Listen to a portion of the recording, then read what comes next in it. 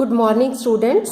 Last time we discussed about the multiplicity as well as various coupling methods for a multi-electron system. Two coupling methods were there, LS coupling scheme and JJ coupling scheme, and you know LS coupling method is used for lighter elements having atomic number up to 30 or less than 30, and JJ coupling method for heavier elements having atomic number more than 30. And today we will discuss in detail about LS coupling method or Russell-Saunders coupling scheme.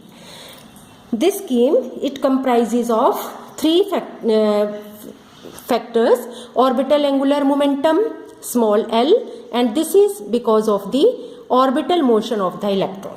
Second one is the spin angular momentum. This is because of the spin motion of the electron. And third one is the J. This is the resultant or total angular momentum. If you remember, this method was used for the multi-electron system. It means if more than one electrons are present, then what will happen? There will be the different orbital angular momentum for different electrons. And so similarly there will be the different spin angular momentum for different electrons, and they will couple together, means the coupling of the spin and the orbital angular momentum will take place, and this coupling is known as LS coupling. Due to this we get a new angular momentum, and that is known as resultant angular momentum, and that is denoted by this capital letter G. And energy of an atom is denoted by the term symbols, which we covered in our last lecture में हमने term symbols के बारे में पढ़ा था. तो इसको हम कैसे denote करते हैं? 2s plus 1. This is known as multiplicity of the state. Here L and this is J. J is written on this lower side of this L, and this is written on the upper left hand corner of this L. And now we will determine the term symbols by taking three steps. First step is determination of the resultant orbital angular momentum. यानी कि इन steps को अब हम one by one तीनों steps को discuss करेंगे.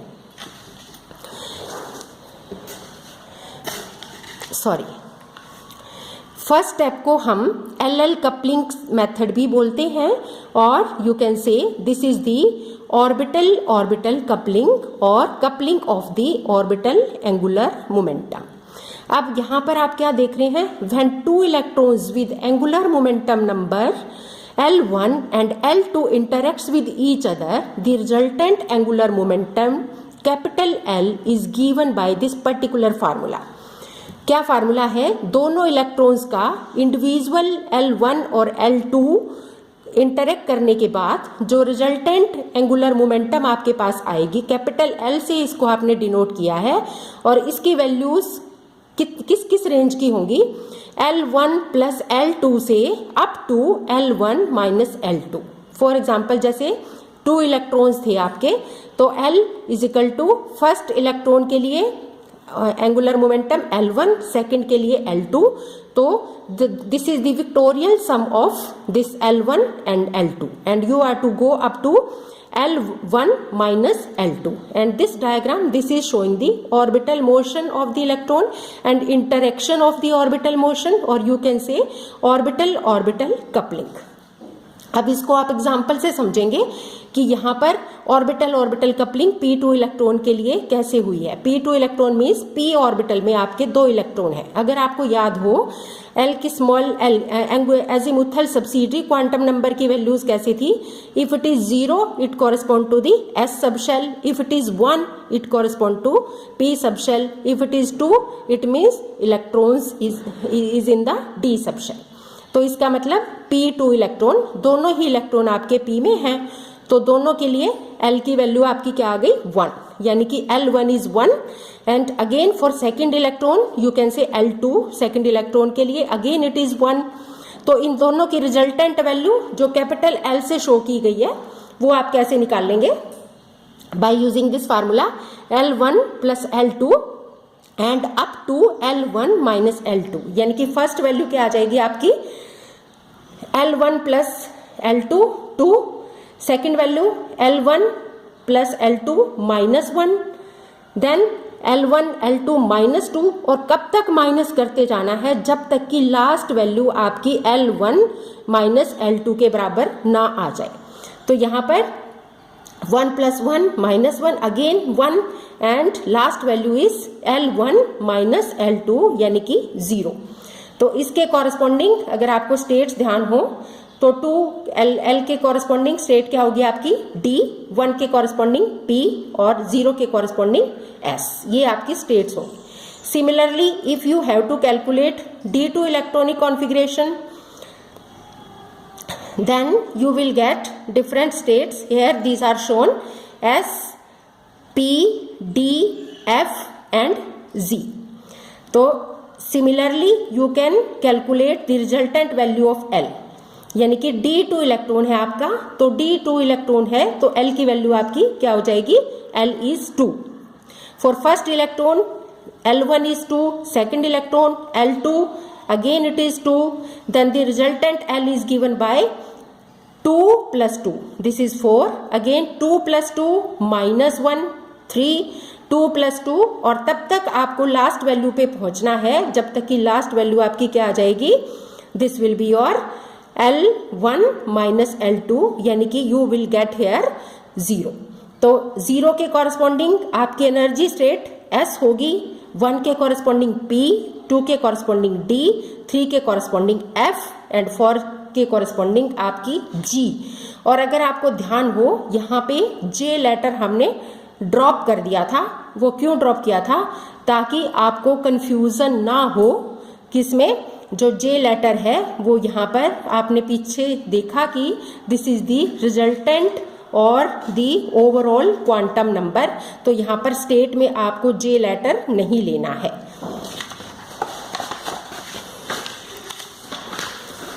Now we come to the second step. Second step is the determination of the resultant spin angular momentum, or you can say this is also known as SS coupling or spin-spin coupling. Again, this diagram is showing the interaction of the spin motion of the electron.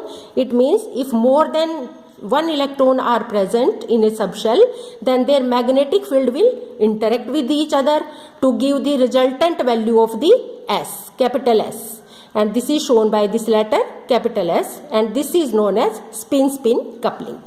And S can be again calculated by using the same formula, means this is the vectorial sum of the और विक्टोरियल combination of all the spin values. For example अगर आपके उसी तरह 2 electron है P2 में या D2 में, उससे कोई फर्क नहीं पड़ता, हर एक का अपना इंडिविजुअल स्पिन होगा, उसको आपको प्लस करके और कब तक वैल्यूज निकालते जाना है जब तक कि लास्ट वैल्यू आपकी S1 S2 के कॉरस्पॉन्डिंग ना आ जाए। इसको भी आप एग्जाम्पल से ठीक से समझेंगे। यहाँ पर आपका P2 या D2 कोई भी सिस्टम हो, it makes no difference, S के लिए तो कोई फर्क नहीं पड़ेगा। तो मान लिया 2 इलेक्ट्रॉन आपके P में हैं, तो स्पिन क्या होगा? इंडिविजुअल स्पिन आपका प्लस हाफ और दूसरे का भी प्लस हाफ या माइनस हाफ भी हो सकता है, क्योंकि दिस इज द विक्टोरियल सम। और इसका क्या मतलब है कि लास्ट वैल्यू आपकी S2 माइनस S1 उससे कोई फर्क नहीं पड़ता, ये पॉजिटिव वैल्यू आएगी हमेशा आपकी, this will always greater than 0। तो यहाँ पर आपका रिजल्टेंट स्पिन कैसे निकाल लेंगे? हाफ प्लस हाफ, यानी कि स्मॉल s1 कह लो, उसको स्मॉल s2 कह लो, then last value will be -1। तो इसका मतलब 1 and 0, this will having 2 values. तो इसको अगर मल्टीप्लिसिटी में आप वैल्यू को कैपिटल S की वैल्यू को यानी कि रिजल्टेंट स्पिन को अगर वैल्यू पुट करेंगे, then you will get the different multiplicity. उस दिन आपको मल्टीप्लिसिटी का फार्मूला आपको बताया था 2s + 1। यहाँ पे S क्या है आपका? This is your resultant spin quantum number. अगर सिंगल ही इलेक्ट्रॉन है आपका तो इसका मतलब उसका स्पिन क्या होगा, रिजल्टेंट स्पिन हाफ होगा। अगर 2 इलेक्ट्रॉन है तो हाफ प्लस हाफ 1 होगा रिजल्टेंट स्पिन। अगर 3 इलेक्ट्रॉन है तो obviously half plus half 3/2 and you will get the corresponding states like singlet, doublet, triplet and quartet etcetera.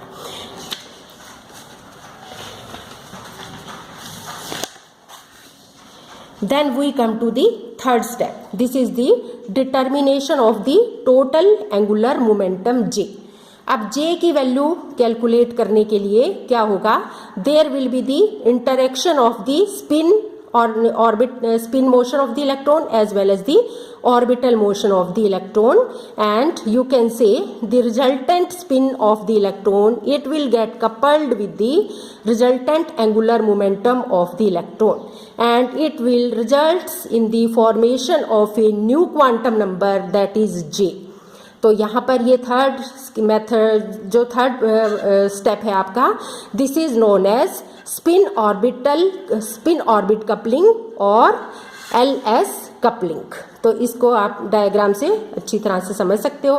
तो इस क्वांटम नंबर J को निकालने के लिए आपको क्या रिलेशन यूज करना है, J is equal to L+S, same उसी तरह से, and your value will range from L+S to L-S, यानी कि लास्ट वैल्यू तब तक आपको सब्ट्रैक्ट करते जाना है जब तक कि लास्ट वैल्यू आपकी L-S के बराबर ना आ जाए। तो यहाँ पर सेम उसी तरह से again it is the vectorial sum of resultant spin as well as the resultant orbital angular momentum, और इसको इस साइन से दिखाया, this is the modulus sign, value will range from L+S up to L-S, and this modulus sign, this indicate the absolute value of L-S, that is the J is always greater than 0, or you can say this will never be in minus or negative.